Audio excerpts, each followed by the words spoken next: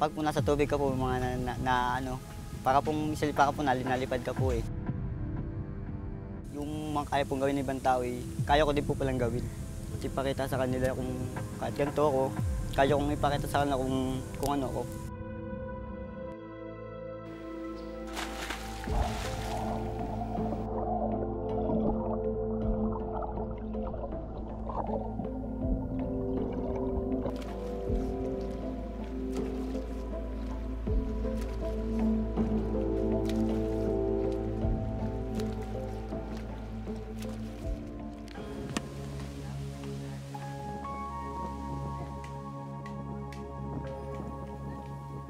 Sa isang maliit na barangay sa Pagbilao, Quezon, isang maliit na binata ang ipinagmamalaki ng lahat.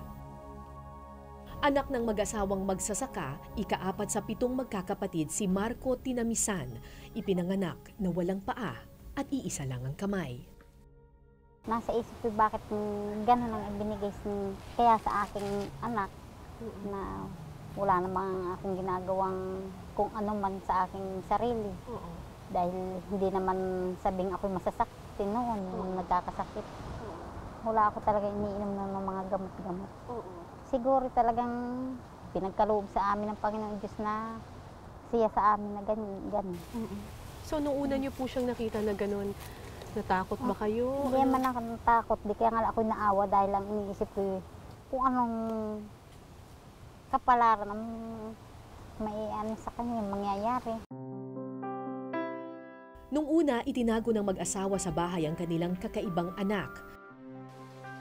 Dahil nahihiya sa kanyang kalagayan, hindi rin lumalabas ng bahay si Marco. Nung bata po ako eh, ano yun, ganito po, wala ko po masyadong alam. Sabi ko ba't ako ganito? Yung kumpleto. Anong sinasabi mo sa Panginoon? Yung bakit po ako ganito? Oo. And then, wala po, ganun. Nabiyanan ko na po habang makalaki po ako. Siguro, tanggapin ko na po ako ng binigay.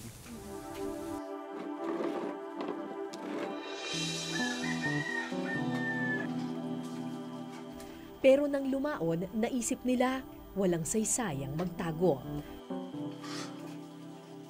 Dahil gaano man siya kakaiba, si Marco ay isa pa rin biyaya.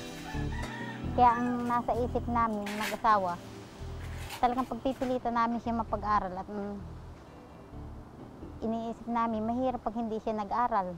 Basta pag ganyan-ganyan lang, ay papaano pagdating ng oras, sabi ko, hindi naman lahat ng kapatid ay masasabi mong siya'y aalagaan. Kaya sabi ko, sumikap ka at pagdating ng oras ay nang hindi kayo masasabing api-apihin nila. Dahil ikaw naman ay may pinag-aralan.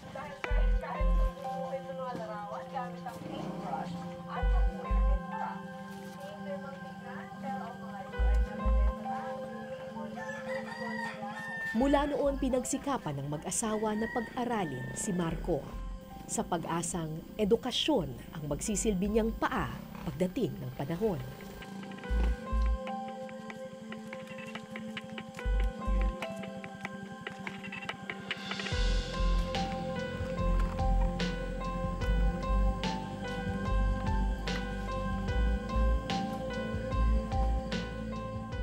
Kaya ako naman po ginagawa yun para po matuto din po akong gumawa ng ibang mga bagay na sabi nila hindi ko kayang gawin. Yun, ganun kaya kahit ano pong ginagawa ko po. Kabanata 16, si Sisa. Ano naman ang Sa edad na 19, nasa grade 9 na ngayon si Marco. may ibasa nga, Marco? Okay, ano sa? Matanda man siya kumpara sa mga kaklase, bibo at masipag mag-aral ang binata.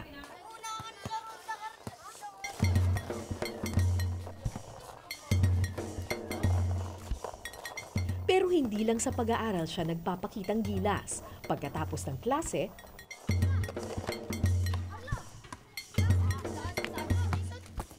Kasi po, nung bata po ano ko po talaga yung basketball Wala kang paa. Paano ka nakakatakbo? naano na po nakasanayan na rin pong na ganito, na makipag sa nila. Eh di syempre, mas maliit ka, mas madali kang masusupalpal. Eh, kakayanin naman po. Diskarte lang po talaga.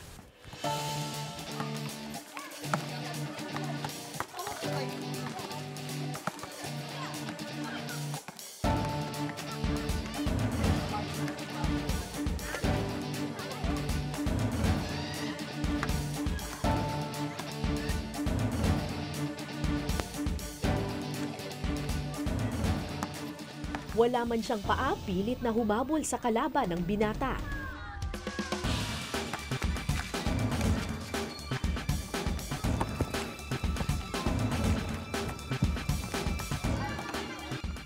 Iisa man ang kanyang kamay, hindi ito hadlang para makasilat ng tagumpay. Ikaw, sino idol mo? Sino? Si Marco? Ba't mo idol si Marco? Magaling maglaro. Saan banda? Sa pag-shoot, sa pag-dribble, saan? Sa pag-dribble. Malakas po yung tumira. Malakas. Yan po ay laban din po sa mga ano po laro. Kaya nga po, sa mga swimming. Sa ano yung tawag naman, liga. Lumalaban yan siya sa liga? Nalaban po siya. Doon po sa may ano, Kauban. Hindi, sa may ano. Kaya ang kalaban niya, mga may paa? Siya lang po ang wala.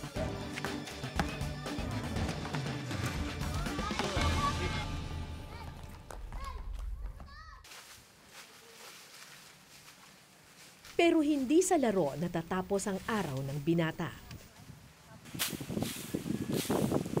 Makalipas ang 1 oras, diretso sa palayan si Marco para tumulong naman sa kanyang mga magulang. Panapanahon ang kita ng mga magsasaka. Tuwing anihan lang sila nakakatikim ng salapi, kaya sa mga panahon tulad ngayon, patalbos-talbos na lang muna ang pamilya. Ano po itong kinukuhanin, Nanay? Talbos ng kamuti. Para saan po? Lulutuin at iulam. Ito pong ulam niyo mamayang gabi? Tapos may tuyo. May nabili pang tuyo. Ito ang dahilan kung bakit pursigido si Marco na maghanap ng pagkakakitaan sa kabila ng kapansanan.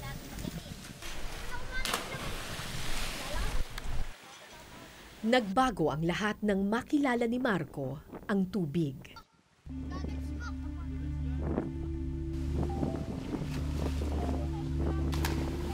At takot po talaga ako nun. Sabi ko, iyo muna ako dun sa may sa tabit. Hindi ko to kaya. Sabi ko po nga, hindi. Itinabi po ako dun. Oo, tapos? Tapos din, bumabala po ako dun sa may bababaw. Oo. Tapos po nung pumunta po ulit kami dun, naggano na po ako, nagtesting na po ako dun sa malalim. Oo. Kahit po nakakatakot, tinaray ko na rin po. Pag hindi po sinubukan, hindi ko po talaga makakayanan kung hindi po talaga susubukan. Nang lumaon, naging kaibigan ni Marco ang tubig. Dahil sa piling nito, malaya siyang makagagalaw. May paaman o wala, kumpleto man o hindi ang kanyang katawan. Nasa lupa po kasi, wala, maano ka lang, mapagod, hindi mo may enjoy yung paglalakad ka. Ganun. Sa tubig po kasi, parang pag natubig ka po nasa ibabaw ka, parang po bagang nalipad ka.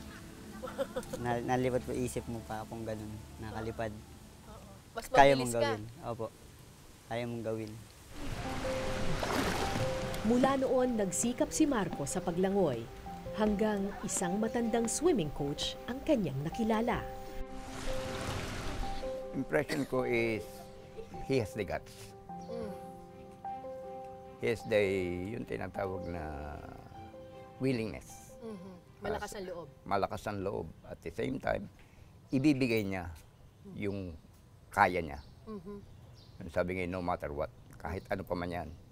Basta't sabihin mo sa kanya kung ano yung gagawin mo at gagawin niya. Alam ko si Marco is very talented.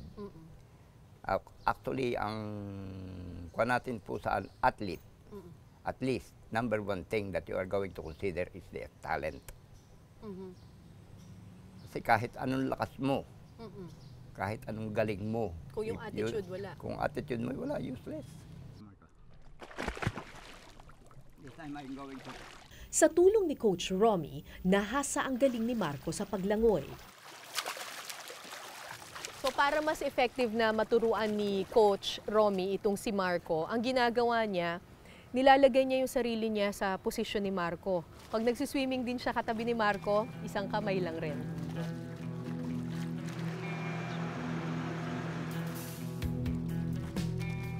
%65% of your strength will be originating from the arm.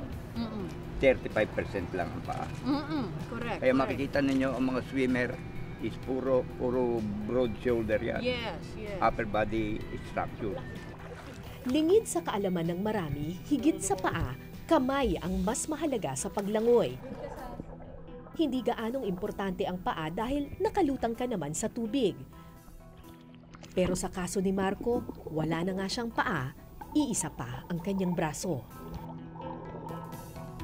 Alam niyo po kasi sa swimming, ang key doon, kailangan balansyado ka. Kailangan, kung kunyari masyadong malakas yung right arm mo, katulad ako kapag nag-swim ako, masyadong malakas yung right arm ko, ang tendency ko, bumabaliko ako. So kailangan mo siyang i-correct doon sa hips mo. Sa case ni Marco, yung kanan lang niya ang may power kasi wala naman siyang kamay doon sa kaliwa.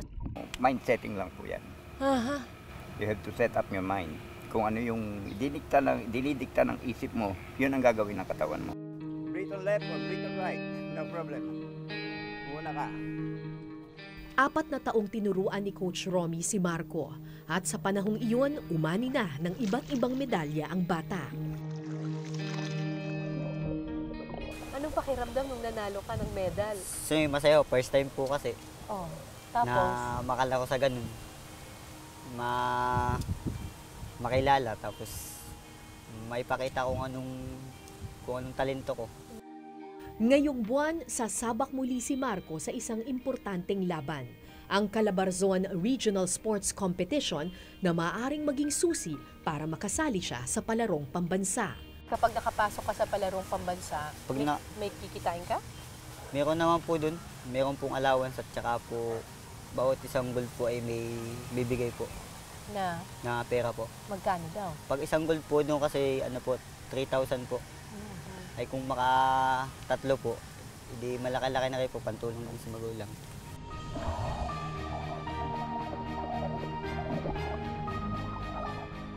Kaya naman ganun na lang kapursigido si Marco dahil bawat hagod niya sa tubig, alay sa mga magulang na nagsakripisyo sa kanya. Freestyle lang siya.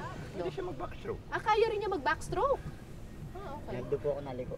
In his case, to go for straight line, pwede kang mag-isip ng point na doon ka pupunta. Sa bawat itong silya na to. You can put it here, then swim. Sige, game. Diretso ang tingin. Go, Marco. Go.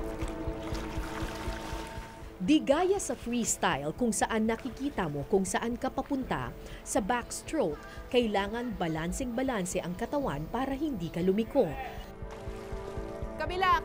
Yan, diretso na. Dito nahirapan si Marco, mas mabigat kasi ang kanang bahagi ng kanyang katawan.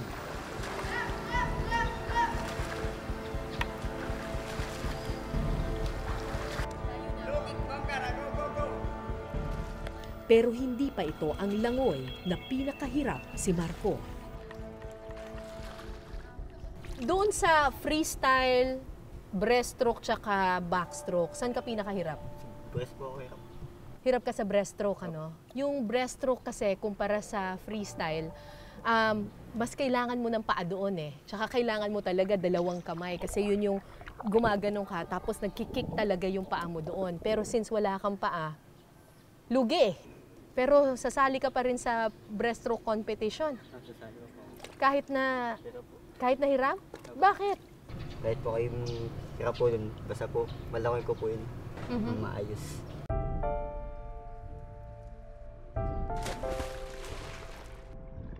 Ang nakikita ko sa kanya yung sinatawag natin perseverance. The way going to sustain everything. Kung kaya niyan, tinatanggap niya all of those hardships.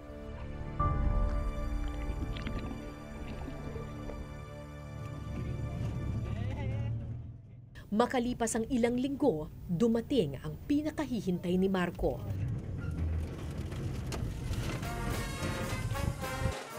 Daan-daang estudyante mula sa probinsya ng Cavite, Laguna, Batangas, Rizal at Quezon ang magtatagisa ng lakas at talento sa Calabarzon Regional Sports Competition. At ang unang 3 mananalo sa bawat laro, otomatikong makakapasok sa palarong pambansa.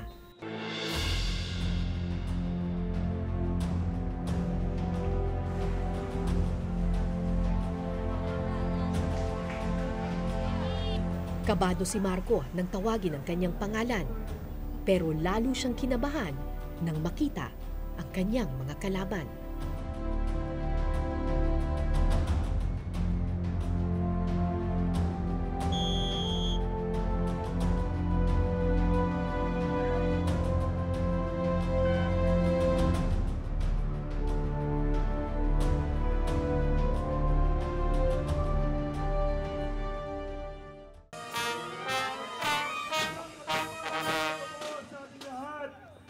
Ang regional sports competition na ito ang isa sa pinakaimportanteng laban ng mga batang atleta ng Calabarzon. 5 magigiting na manlalaro mula sa 2 sangay.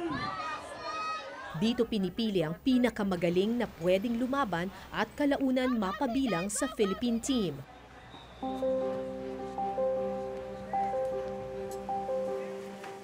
Matagal na itong pinapangarap ni Marco, ang makasali sa palarong pambansa at mapili sa delegasyon ng Pilipinas para sa Paralympic Games. Pero para makamit ito, kailangan niya munang makipagtagisan sa iba pang batang may kapansanan. Ang problema, lubhang mas malakas ang mga kalaban ni Marco. Si Marco lang sa mga atleta ang halos putol ang buong katawan. Lahat ng iba, kumpleto ang mga braso at putol lang ang isang paa. Paano natin nakaka-categorize sino yung mga magkakalaban po? Halimbawa si Marco, paano po malalaman sino yung kalaban niya sa iyo? Depende sa kanilang disabilities. Pag ortho, lahat ng ortho magkakalaban. Tapos pag ang kanilang disability naman ay sa intellectual disability, 15 years below, meron namang 16 years above, sila magkakalaban. Iisang classification nila eh. Yung cut below and higher than the knee. Oo. Ay kaya yung ang part of Marco, siya ay very much higher than the knee. Oo. Tapos iisa pa ang braso. Ano magiging kanya? Pero at least, andun pa rin yung kuwan ni Marco na binigay ko itong assignment na ito sa'yo, gawin mo. Gagawin Tatapusin niya. ko. Tatapusin niya.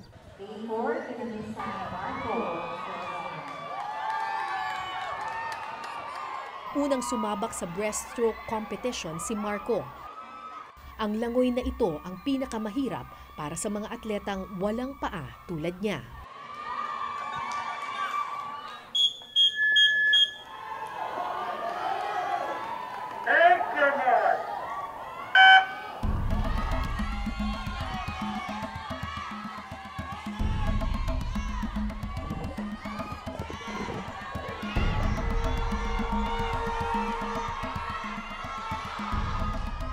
Mahigit 1 minuto lang nagtagal ang langoyan.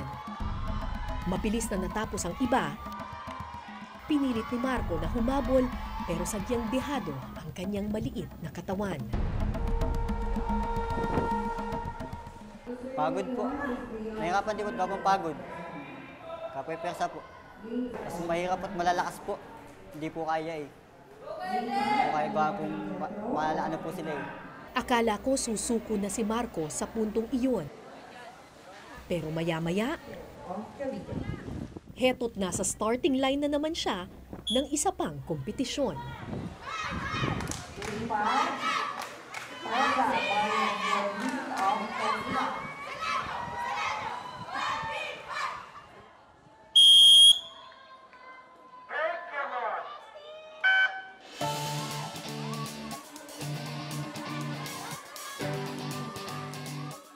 Binigay ni Marco ang buong puwersa ng kanyang maliit na katawan.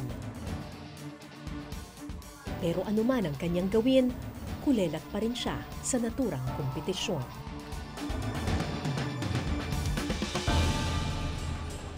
Team 3, Villanueva Adriel of Cavite. Pero hindi siya nagpatalo sa pagkatalo. Sa huling laban, freestyle, bumalik si Marco sa starting line. Ako na naman po, di naman po ako nawala ng pag-asa. Kakayanin ko pong pilit kung gusto ko pong kakayanin ko po ng kakayanin. Hanggat po kaya ko pa.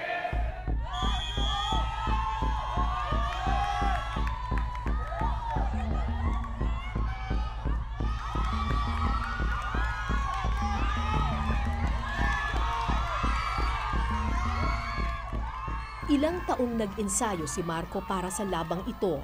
Sa freestyle, may pag-asa ang binata.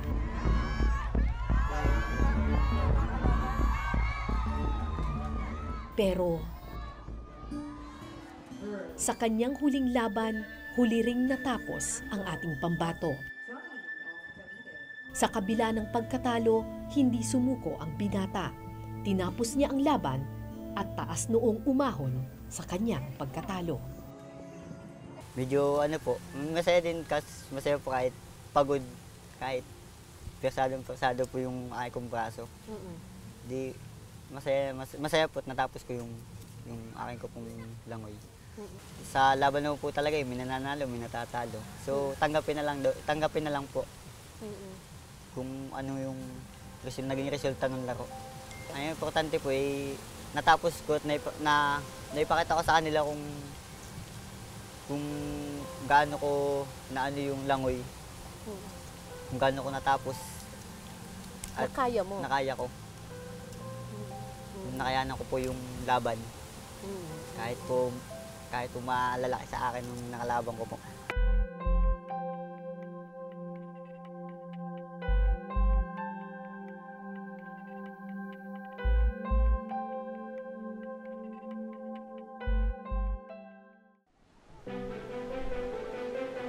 Kinabukasan, dito namin natagpuan si Marco.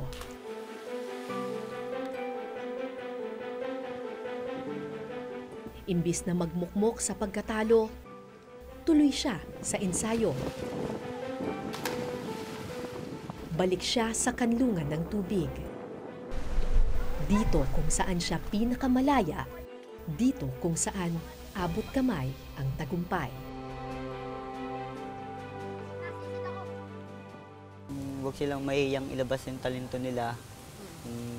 Kung may ganito man sila, ipakita nila tas makasalamuhan na siya sa ibang tao. Huwag silang mahihiya at huwag silang mawawalan ng pag-asa. Sa kabila ng kapansanan mo, nagpapasalamat ka pa rin ba sa Panginoon? Opo, kasi... Bakit? Pasalamat po kasi kahit po ganito madaya po nagmamahal sa akin. Tapos sa sarili, naipapakita ko po nung meron ako. Doon po ako siguro kaya nagpapasalamat po sa Panginoon kahit ganito ako.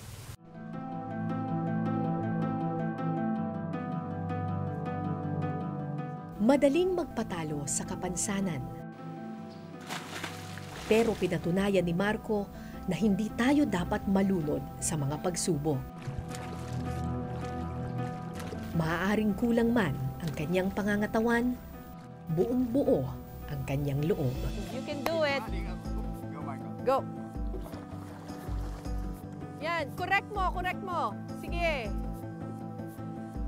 Kabilang. Yan, diretso na. Ako po si Cara David at ito ang Eyewitness.